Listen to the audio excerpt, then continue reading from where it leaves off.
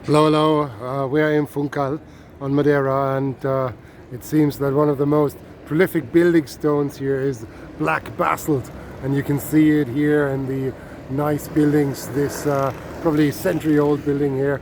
So black basalt, and actually there's black basalt here below my feet as well. It's mixed with this white limestone, which I presume is imported, but the basalt is local. But I'm just in front of this church here, and there's something slightly unusual. So the pillar here is still basaltic, but if you look at the church, it's actually reddish. And this is one of the older buildings here, and it's rather beautiful to look at. And there's something weird about the reddish color, and I've seen something like that before on Gomera actually.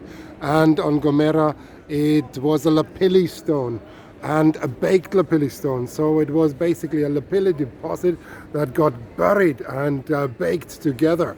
And on closer inspection, it turns out that this red material here is a Lapillistone as well. So I'm coming a little closer now, and here you see the lapillis, and they're oxidized because they've been baked, and there's a bit of stratigraphy here.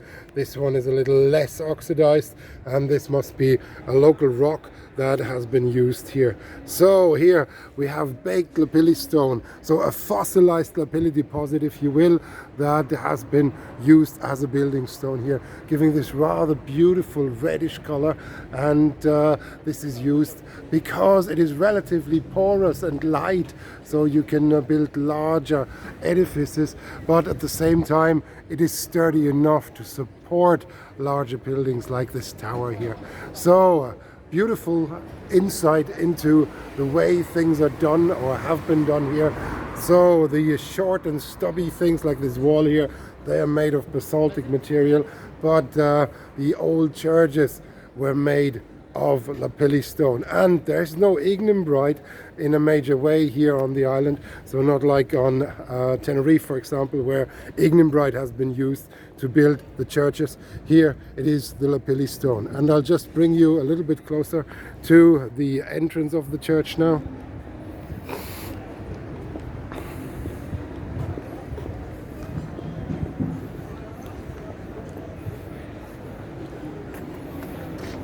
Just to give you some insight here. And here you can actually see a somewhat coarser block, and there's some larger fragments in there, bump sized in fact, and of course also smaller ones, lapilli ones.